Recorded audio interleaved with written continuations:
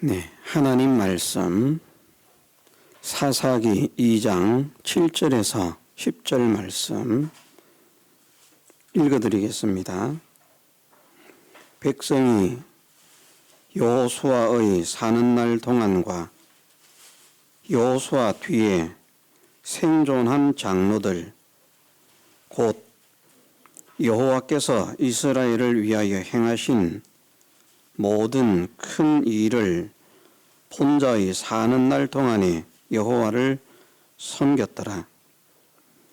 여호와의 종 눈의 아들 여호수아가 110세에 죽음에 무리가 그의 기업의 경내 에브라임 산지 가스산 북 딥낫 헤레스에 장사하였고 그 세대 사람도 다 그 열조에게로 돌아갔고 그 후에 일어난 다른 세대는 여호와를 알지 못하며 여호와께서 이스라엘을 위하여 행하신 일도 알지 못하였더라. 아멘. 주제를 어떻게 잡는 것이 좋을까 생각을 했습니다마는 다음 세대에 대한 책임을 감당하자, 그렇게 오늘 말씀의 주제를 잡아보았습니다. 10절 말씀에 보면 그 세대 사람도 다 그 열조에게로 돌아갔고 그 후에 일어난 다른 세대 여호와를 알지 못하며 여호와께서 이스라엘을 위하여 행하신 일도 알지 못하였더라 말씀을 하셨는데, 다른 세대는 무엇을 의미하는가? 어떤 분들은 여호와를 아는 세대와 여호와를 알지 못하는 세대를 구분해서 여호와를 아는 세대는 그 세대고 이 세대고 우리 세대고 여호와를 알지 못하는 세대는 다른 세대다. 다르기 때문에, 믿는 자와 다르기 때문에 다른 세대다. 여호와를 알지 못하며 여호와께서 이스라엘을 위하여 행하신 일도 알지 못하는 자들을 나이와 상관없이 다른 세대다, 다르다, 다른 세대다, 그렇게 표현을 하신 것이기 때문에 우리는 다른 세대가 되지 않고 같은 세대가 되고 통일 세대가 되고 그 세대가 되어야 된다, 이렇게 가르치는 분들도 있습니다. 본문의 다른 세대가 여호와를 알지 못하며 여호와께서 이스라엘을 위하여 행하신 일도 알지 못하는 것은 분명합니다. 그러나 여호와를 알지 못하기 때문에 다른 세대라고 말하고 이스라엘을 위하여 행하신 하나님의 역사를 알지 못하기 때문에 다른 세대라, 그렇게 말씀하신 것이 아니고 그 세대 사람, 어떤 사람들을 그 세대 사람이라 말씀하시는가 하면 7절 말씀에 백성이 여호수아의 사는 날 동안과 여호수아 뒤에 생존한 장로들 곧 여호와께서 이스라엘을 위하여 행하신 모든 큰 일을 본 자의 사는 날 동안. 그래서 여호수아와 통일 시대의 사람들을 그 세대 사람이라, 출애굽하신 하나님의 능력을 체험받고 가나안의 삶을 체험받고 가나안 정복 전쟁을 체험한 세대들을 그 세대라, 그렇게 말씀하시고 이제 그들 이후에 일어난 세대, 본문에도 보면 그 세대 사람도 다 그 열조에게로 돌아갔고 그 후에 일어난 다른 세대, 그래서 다른 세대는 여호수아와 통일 시대의 사람들, 그 세대 사람들이 세상을 다 떠난 후에 일어난 세대를 다른 세대라고 말하는 것이지, 여호와를 알지 못하고 이스라엘을 위해서 행하신 일도 알지 못하는 세대를 다른 세대라 그렇게 말하지 않는다는 것, 이것을 우리가 좀 구분을 해야 되겠습니다. 다른 세대는 그런 의미가 아닙니다. 여호와를 알지 못하기 때문에 다르다. 여호와께서 이스라엘 백성을 구원하시며 이스라엘 백성을 위해서 행하신 일을 알지 못하기 때문에 다르다. 그래서 다르다고 표현하신 것이다. 그렇게 말하는 것은 좀 나간 해석입니다. 나간 해석이고, 그 후에 여호수아와 통일 세대의 사람들이 이제 다 죽어서 열조에게로 돌아간 후에 일어난 세대들, 다음 세대. 우리로 말하면 이제 우리가 다음 세대라고 말하지 않습니까? 그 다음 세대를 이제 다른 세대라 그렇게 표현을 하신 것인데, 다음 세대가 어쨌든 여호와를 알지 못하고 이스라엘을 위해 행하신 일도 알지 못한 것은 분명합니다. 그런데 이 말씀에서 여호와를 알고 여호와께서 행하신 일을 아는 이것도 상당히 중요합니다. 이것을 아는 것에서 우리가 믿음의 사람으로 승리도 성공도 할 수 있고, 이것을 모름으로 인해서 우리가 믿음의 삶에 실패도 하고 패전도 하는 그런 사람이 되기 때문에 여호와를 알고 여호와께서 행하신 일을 아는 것이 우리 신앙에 매우 중요합니다마는, 그것과 함께 알려주시는 것이 무엇인가 하면 다음 세대에 대한 그 선 세대의 책임입니다. 물론 다음 세대에게도 책임이 있습니다. 모두 선 세대에게도 책임이 있고 그 다음 세대에게도 책임이 있습니다. 이것을 우리의 삶으로 말을 하면 이제 부모와 자녀들이 같이 살아가고 있습니다. 부모의 세대와 자녀의 세대가 있는데, 자녀의 세대가 잘못되는 것이 자녀들에게도 잘못이 있습니다. 그러나 자녀가 잘못되는 것은 부모에게도 책임을 면할 수 없습니다. 부모가 자녀를 바르게 잘 교육하고 양육했다고 하면 자녀가 삐뚤어지고 잘못될 일이 훨씬 줄어듭니다. 물론 부모가 자녀를 잘 교육하고 양육해도 그 자녀가 또 그것을 받아들이지 않으면 또 이제 문제가 있는 것이죠. 예를 들어서 아브라함이 믿음의 사람입니다마는 아브라함에게 총 몇 명의 아들이 있는가? 8명의 아들이 있습니다. 하갈을 통해서 출생된 아들이 하나가 있고, 본처인 사라를 통해서 출생되어진 아들 하나가 있고, 또 첩인 그두라를 통해서 출생되어진 7명의 아들, 6명의 아들, 그래서 총 8명의 아들이 있습니다. 첩을 통해서 출생되어진 7명의 아들이든 본처를 통해서 출생되어진 1명의 아들이든 다 아브라함의 자녀입니다. 그 가운데 이삭은 하나님께서 기뻐하시는 그런 믿음의 사람으로 하나님의 사랑과 은혜를 누리는 사람으로 살았습니다마는, 그 나머지 형제들은 지금도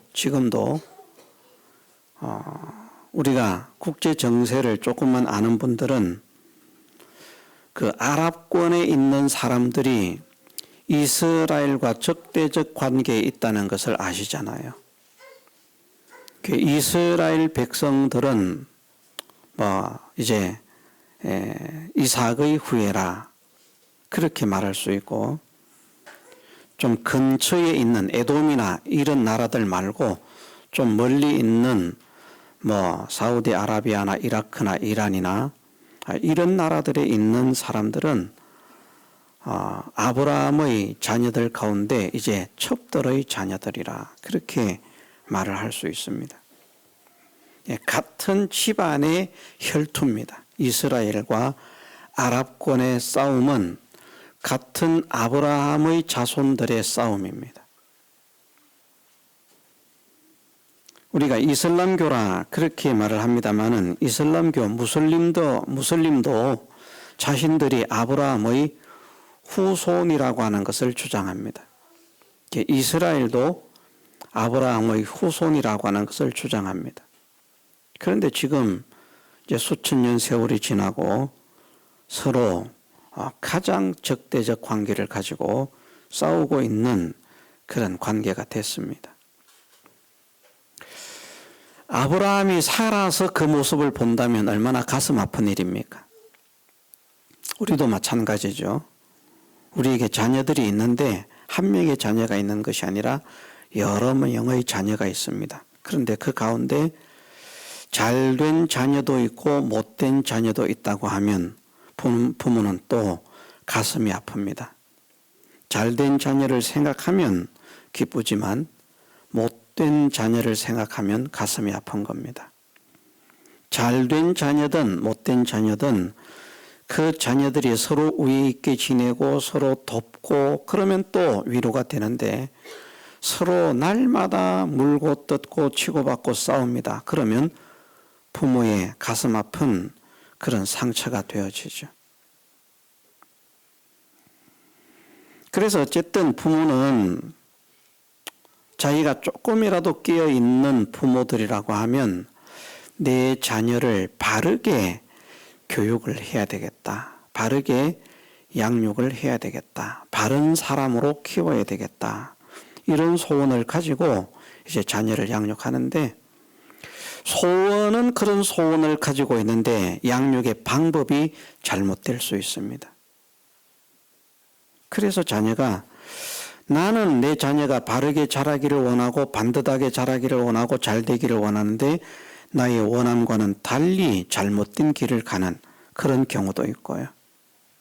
또 부모가 그런 소원을 가지고 있을 뿐만 아니라 바른 교육을 합니다.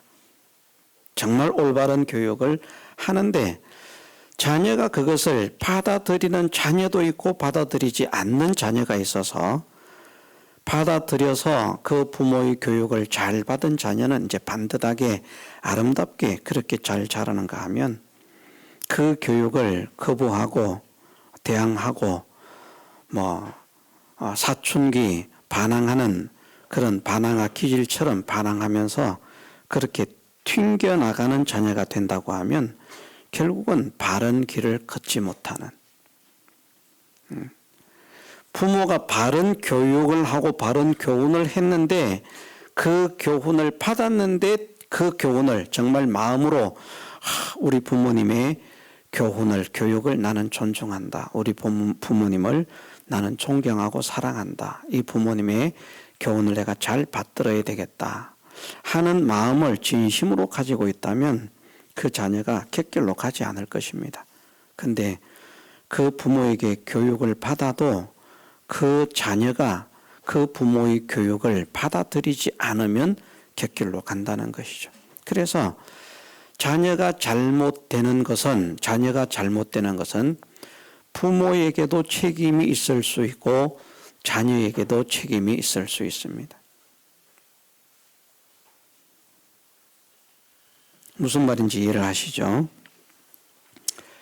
그 세대 사람들 여호수아와 함께 출애굽을 하고 광야의 삶을 경험하고 가나안 전쟁을 경험했던 그런 시대 사람들.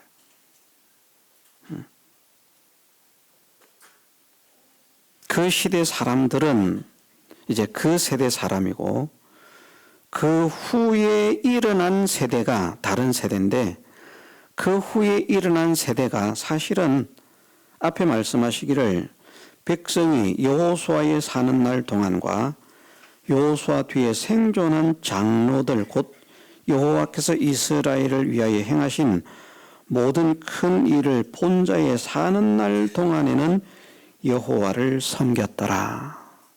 그런데 그들이 다 죽으니까 여호와를 알지 못하는 게 아니고 여호와의 행하신 일도 전혀 배우지 않아서 듣지 않아서 알지 못하는 게 아니고요. 압니다. 그런데 이제 그 하나님을 하나님으로 대우하는 것을 버리게 되고 하나님께서 하셨다는 그 하나님의 역사들을 이제 믿지 않게 되는 그런 불신의 상태로 돌아가는 것을 말씀하는 것입니다. 어른들이 살아있으니까 어른들이 살아있는 동안에는 어른들의 인도를 받으면서 이제 예의하고 순종을 했는데 그 어른들이 세상을 다 떠나고 나니까 이제는 우리 마음대로 한번 해보자. 우리가 하고 싶은 대로 한번 해보자. 그러면서 하나님을 버리게 된 것입니다. 그래서 본문을 생각할 때 이 여호수아와 동일 세대의 사람들에게도 어쩌면 책임이 있겠다. 어떤 책임이 있는가? 우리가 세상을 떠난 이후에도 그 후 세대 사람들이 하나님을 사랑하고 하나님을 의지하고 하나님을 소망하고 하나님께 순종하는 그런 믿음의 사람들이 되도록 잘 교육하고 또 한 가지 그들을 위해서 기도하고 하는 이 두 가지 일을 정말 잘 감당했을까? 아니면 본인들은 신앙생활을 잘한 거예요. 하나님을 믿으면서 하나님을 떠나지 않고 왜 경험을 했으니까. 그런데 그 이후 세대들에게 그러한 동일한 하나님의 은혜와 역사를 경험하게 하지 못하고 그렇게 교육하지 못하고 그들을 위해서 기도하지 못함으로 인해서 이제 곁길로 가게 된 것은 아닐까. 물론 그 후 세대들에게 책임을 면할 수는 없습니다. 그들이 그 교훈을 했다고 해도 받지 않는다고 하면 그것은 어찌할 수가 없습니다만은 그래도 그 선 세대들이 정말 하나님 앞에 간절한 소원을 가지고 그 후 세대를 위해서 기도하고 그 후 세대들이 우리가 하나님을 경험하고 체험한 것처럼 그들도 하나님의 살아계심을 경험하고 하나님의 역사를 경험하고 하나님의 은혜를 체험해서 사도 바울을 통해서 기록되고 있는 신약의 서신서에 보면 시작을 어떻게 시작을 하는가 하면 하나님의 교회들에게 또는 성도들에게 하나님과 하나님 우리 아버지와 주 예수 그리스도로조차 은혜와 평강이 있기를 원하노라. 이제 그 축언이 가장 먼저 등장들 합니다. 모든 성경이 그래요. 서신서에서. 내가 사랑하는 성도들이 하나님의 은혜와 하나님의 평강을 체험받는 그런 성도들이 되기를 원한다. 하나님의 소원이기도 하고요. 그 일을 맡은 복음 전함을 맡은 사도의 간절한 기도이기도 했습니다. 그것을 생각할 때 저는 우리 교회 성도들을 위해서 간절하게 기도하는 목회자인가? 저는 부모로서 우리 자녀들을 위해서 간절하게 기도하는 부모인가? 그것을 이 말씀을 보면서 생각하게 됩니다. 하나님의 성령이 충만한 사도는 자기가 교육을 하고 지나간 그런 성도와 그런 교회들에게 편지를 보내면서 그 교회에 하나님 아버지의 사랑과 하나님 아버지의 은혜, 하나님 아버지의 평강, 예수 그리스도의 사랑과 예수 그리스도의 은혜와 예수 그리스도의 평강이 충만하기를 원하는 그 간구, 애절한 간구의 소원을 올렸는데 그것이 평상시에도 묻어 있지 않겠습니까? 그래서 떠난 이후에도 밤낮 눈물로서 너희를 위해서 간구하는 그런 모습들도 나타나고요. 그러므로 인해서 그 하나님의 종의 수고와 그 헌신과 희생을 아는 성도들이 또 바른 교육을 받고, 그러므로 인해서 또 그들에게도 하나님의 역사들이 체험되어지고, 물론 그렇지 못한 경우도 있겠습니다만은 어쨌든 초대교회에 수많은 하나님의 능력의 역사들이 나타났다는 것, 특별히 바울을 통해서 놀라운 능력의 역사들이 체험받는 사람들은 누가 체험받는 사람입니까? 바울만 체험받는 겁니까? 하나님 이런 분이구나, 하나님 저런 분이구나, 맨날 바울만 체험받으면서 이런 하나님을 찬양합니다, 이런 하나님께 영광을 돌립니다. 자, 그렇게 됐습니까? 바울을 통해서 양육받는 성도들에게 하나님의 권능의 역사가 나타났습니까? 성도들에게. 이게 참 중요한 그런 깨달음입니다. 이 말씀을 보면서 생각을 하는 것이, 그래, 바울이 많은 역사를 일으키고 능력을 행했는데 그 능력을 행하고 일으킨 그 역사들이 바울 자신을 위한 것들이었던가, 아니면 바울에게 속해서 하나님을 섬기기를 원하고 믿기를 원하고 사랑하기를 원하고 소망하기를 원하고 의지하기를 원하고 순종하기를 원했던 성도들에게 나타난 역사였던가.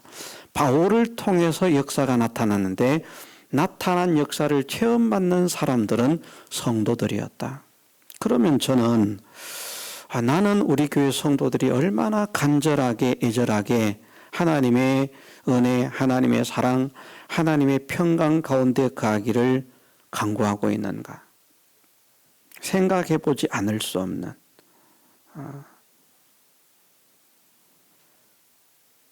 저도 소원은 가지고 있습니다. 여러분들도 아시잖아요. 저는 세상 그 어떤 교회의 성도들보다도 우리 교회 성도들이 하나님의 능력을 체험받고 하나님의 은혜를 체험받고 하나님의 역사를 체험받고 하나님의 사랑을 체험받고 정말 은혜 가운데서 평강 가운데서 근래에 들어와서 자주 드리는 말씀입니다만은 하나님으로 인해서 살아가는 것이 정말 행복하구나. 신앙생활하는 것이 억지로 마지못해서가 아니라 행복함 때문에 행복에 겨워 정말 행복하다 하는 그런 성도들이 되었으면 좋겠다. 이 소원을 가지고 있는데, 그런데 얼마나 이것을 위해서 간절하게 간구하고 기도했는가. 앞으로는 이 면에 좀 힘을 써야 되겠구나. 지금보다도 더 말입니다. 지금보다도 더. 그것이 선 세대의 책임이고 앞선 자의 책임이다. 여호수아는 정말 신앙생활을 잘했을 것입니다. 얼마나 잘했겠습니까? 그런데 그 후 세대 사람들이, 여호수아가 죽고 동일 세대의 사람들이 다 세상을 떠나니까 우리는 해방됐다. 이제는 그 억압에서 벗어나자. 우리가 그동안 너무 짓눌려서 살아왔다. 맨날 하나님 하면서 그 억압을 받으면서 살아왔다. 이제는 우리 마음대로 해보자 하는 그런 해방감, 그 해방감을 느꼈는데, 그것이 그들에게 복인가 복이 아니고 사실은 저주라는 겁니다. 자, 우리가 믿음 가운데 살고자 하는 것이 정말 힘들고 어렵습니다만은 믿음으로 사는 것이 복이겠습니까? 믿음으로 사는 것이 힘들고 어렵기 때문에 믿음을 던져버리는 것이 복이겠습니까? 믿음으로 사는 겁니다. 힘들고 어렵지만 믿음으로 사는 게 복이에요. 믿음으로 살려고 하니까 힘들고 어려우니까 도저히 견딜 수가 없다. 이 무거운 짐을 우리가 벗어버리자. 벗어버리면 당장은 좋습니다. 그런데 이후에 보면 이제 환란이 닥치잖아요. 사사기의 구조가 그렇습니다. 하나님 안에 거할 때 하나님께서 은혜를 주심으로 태평한 세월을 누리다가, 태평한 세월을 누리니까 이제 하나님 잊어버립니다. 하나님 은혜가 아닌 것 같습니다. 우리가 하는 것 같습니다. 그래서 이스라엘 백성들이 하나님을 떠납니다. 다른 것들을 막 의지하고 바라보고 막 세상에 빠집니다. 그러니까 하나님께서 주변 열국을 이스라엘을 치게 만드십니다. 고난을 당합니다. 환난을 당합니다. 그러면서 적게는 뭐 몇 년, 많게는 수십 년을 그들의 압제를 당하면서 고난을 당하다가 회개를 합니다. 우리가 이렇게 된 것이 하나님을 떠나서 그랬구나. 하나님 살려주세요. 우리가 이제는 하나님께 돌아가겠습니다 하면서 회개하면서 하나님의 도우심을 구할 때 하나님께서 구원자를 허락하셔요. 사사를 통해서 이스라엘 백성을 구원하십니다. 그러니까 이스라엘 백성들이 또 하나님을 찬양하면서 한동안 믿음 생활 잘합니다. 그러니까 또 나라가 태평성대를 누립니다. 그러니까 또 이스라엘 백성들이 또 마음이 완악해지고 강팍해집니다. 하나님을 잊어버립니다. 하나님을 떠납니다. 그러니까 또다시 어려움을 당합니다. 하나님께서 성경을 통해서 하시는 말씀은 무엇인가 하면 하나님의 백성들, 세상 사람을 말하는 게 아닙니다. 하나님의 택하심을 받은 백성들, 하나님의 구원하심을 입어 하나님의 자녀로 빼내심을 얻은 성도들은 하나님을 믿는 것이 복이고 하나님 안에서 사는 것이 복이라는 겁니다. 그러면 하나님의 은혜가 함께하기 때문에, 하나님의 평강이 함께하기 때문에, 하나님의 사랑이 함께하기 때문에.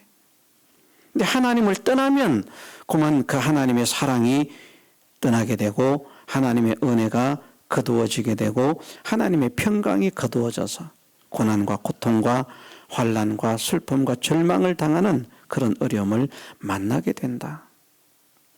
그래서 선세대나 후세대가 모두 하나님을 알고 하나님의 역사를 알고 다른 사람이 하나님을 떠나라고 해도 하나님을 떠나고 싶지 않은, 나는 죽을 때까지 하나님과 함께 살 거야, 이런 사람으로 만드는 이 일이 우리 선세대 사람들에게 필요하고 우리 목회자에게도 필요한데, 어떻게 하면 우리 교회 성도들이 정말 하나님을 알고 하나님이 하신 일을 아는 사람들로 양육되게 할 수 있을까? 그것이 저에게 주어진 과제라는 것이죠. 과제다.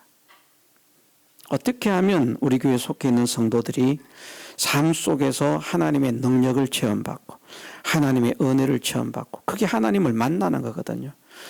본인들이 하나님을 만나야 돼요. 아무리 하나님을 만나세요, 하나님을 사랑하세요, 그래도 믿음이 안 갑니다. 여기에서 체험 받은 분들은 하나님께 대한 믿음이 좀 가지요. 좀 식어질 때도 있지만 체험 받은 게 있기 때문에 하나님께서 이렇게 역사하시더라, 돌이켜보니까 정말 그렇게 하시더라, 하나님의 인도였구나, 하나님의 역사였구나, 이것이 믿어지는 사람들은 하나님이 정말 믿어지는 게 그래도 뭐 눈꽃만큼이라도 있는데, 그런 하나님의 능력과 은혜 역사들을 체험받지 못한 사람들은 믿으라고 해도 강 건너 불 구경하는 것 같거든요. 실감이 오지 않아요. 그러니까 결국은 나중에 가서는 하나님을 떠나게 되는 겁니다. 하나님의 역사, 하나님의 은혜, 하나님의 능력, 이것들을 경험하지 못한 사람은. 그래서 저도 목회자로서 성도들이 하나님의 역사, 하나님의 능력을 체험받게 만드는, 체험받는 성도들이 되도록 양육하는 이것이 필요하고요. 이 소원을 가지고 있지만 제가 또 아무리 그렇게 한다고 할지라도 하나님께서 은혜를 주시지 않으면 그런 사람이 될 수 없기에 결국은 간절하게 하나님의 도우심과 은혜를 구하는 이것이 제가 해야 할 일이라. 믿음의 부모들도 자녀들에게 그런 생각을 가지고 말입니다. 저는 이것이 여호수아의 어쩌면 실패 중에 하나가 아닐까 그렇게 생각을 합니다. 여호수아가 전체가 실패를 했다는 것이 아니고요, 그 후세대에 대해서, 그 후에 일어나는 다른 세대에 대해서 본인은 신앙생활을 정말 잘했습니다. 정말 잘했어요. 저는 그것을 인정합니다. 그리고 또 나름대로는 후세대들이 나와 같이 하나님을 믿는 사람이 되었으면 좋겠다. 나는 내 생명이 끊어지는 그 순간까지 하나님만을 선택하고 하나님만을 바라보고 하나님만을 의지하며 나갈 텐데 너희는 누구를 선택할 것이냐? 선택할 자를 택하라. 그러는 것보다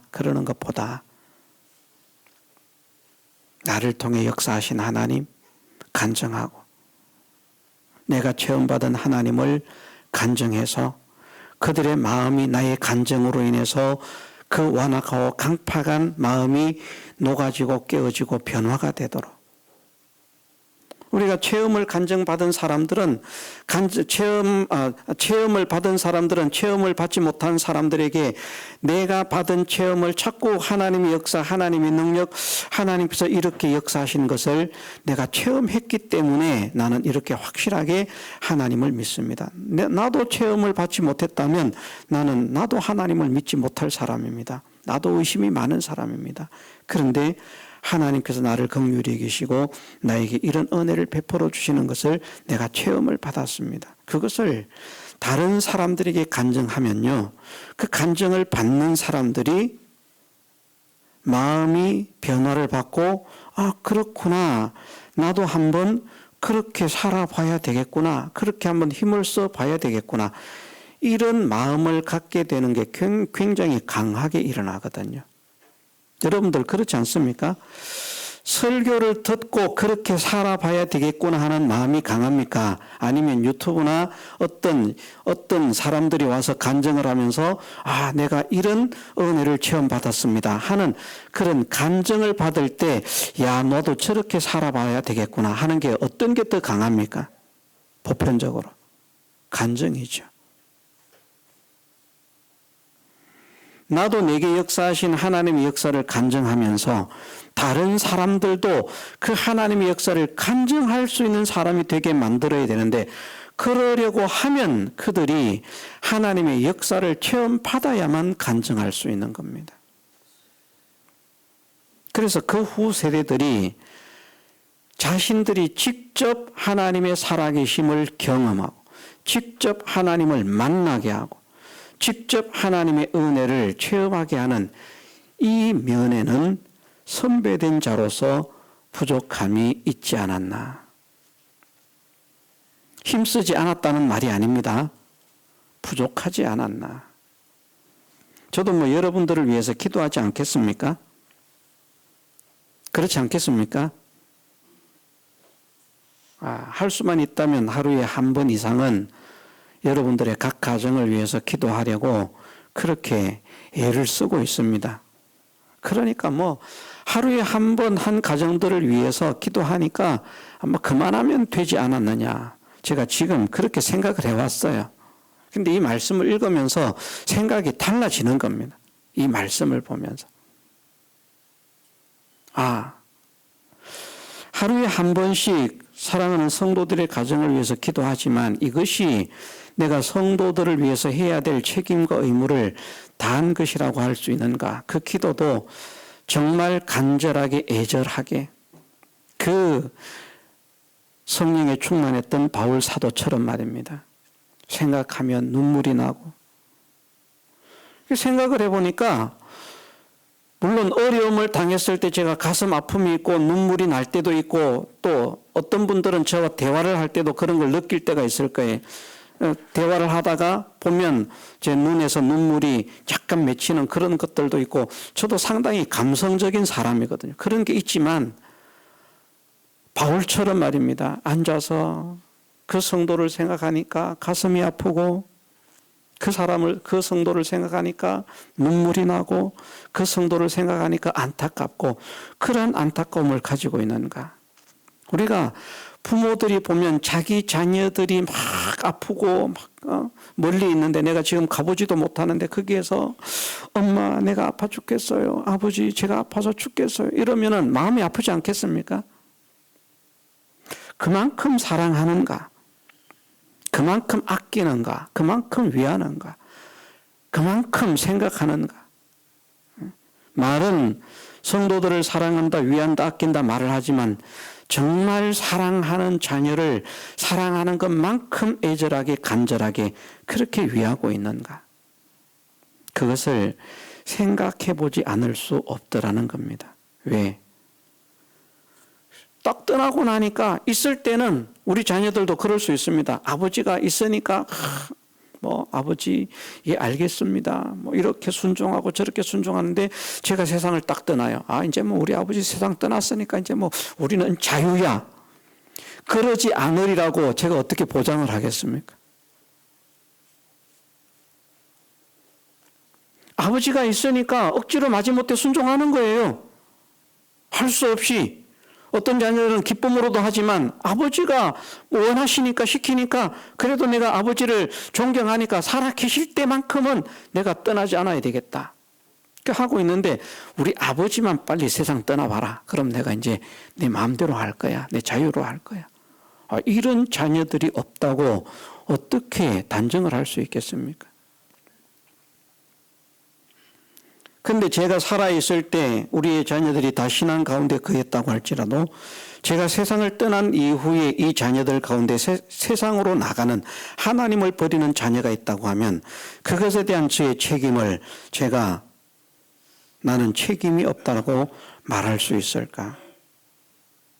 그건 성도들에게 대한 책임도 마찬가지라는 것이죠. 그런 일이 일어나지 않도록 정신을 좀 차려야 되겠구나, 신경을 좀 더 써야 되겠구나 하는 그런 생각을 가지게 됩니다. 우리가 다음 세대들에게 관심을 가지십시다. 물론 나도 관심을 가져야 됩니다. 우리 자신들도. 다음 세대들을 신경 쓰기 전에 먼저 우리가 체험을 받아야 돼요. 내가 체험을 받지 못하고 내가 확신을 가지지 못하면 다음 세대들에게 체험을 시켜주고 확신을 가지게 만드는 이 교훈 교육을 하기가 정말 어렵습니다.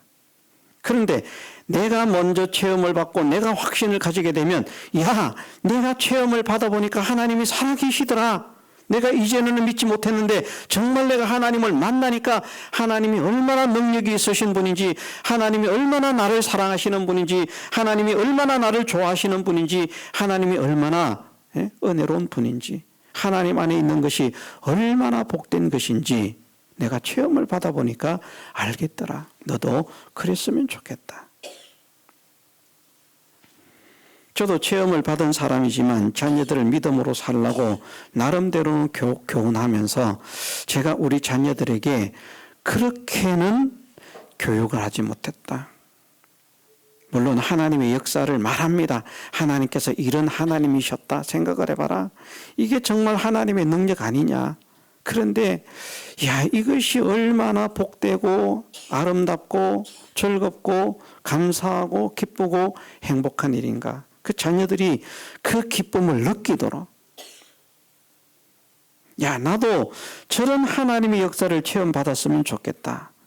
그런 소망을 가지도록, 그런 감동을 가지도록 그렇게 교훈하고 양육하지 못했다.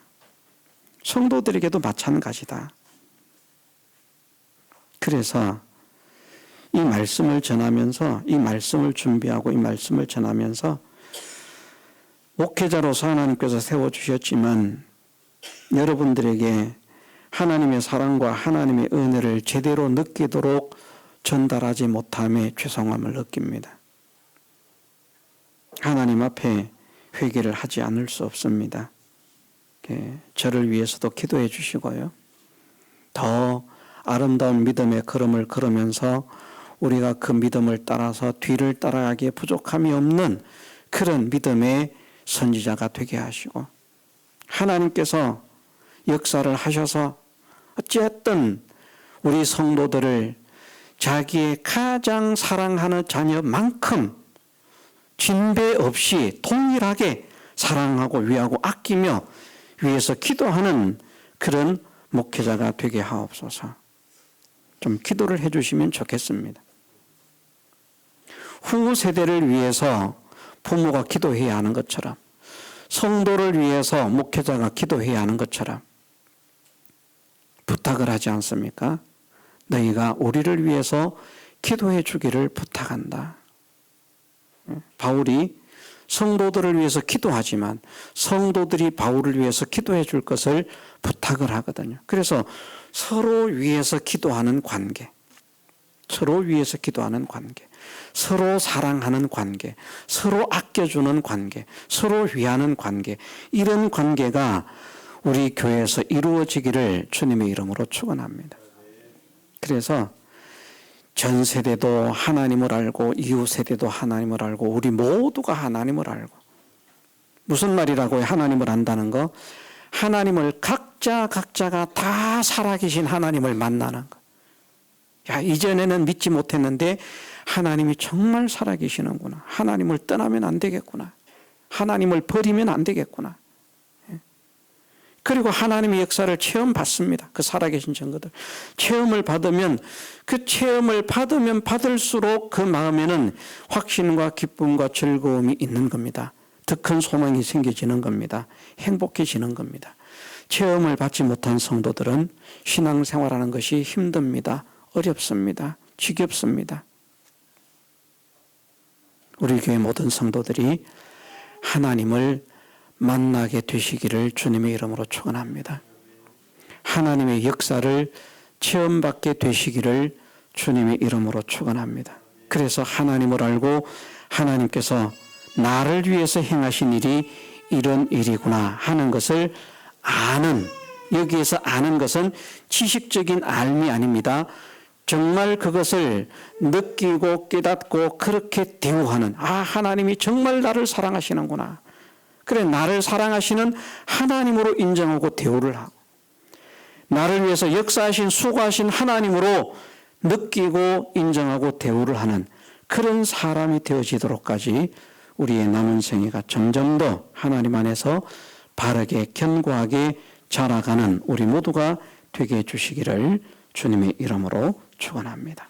다 같이 통성으로 기도드리겠습니다.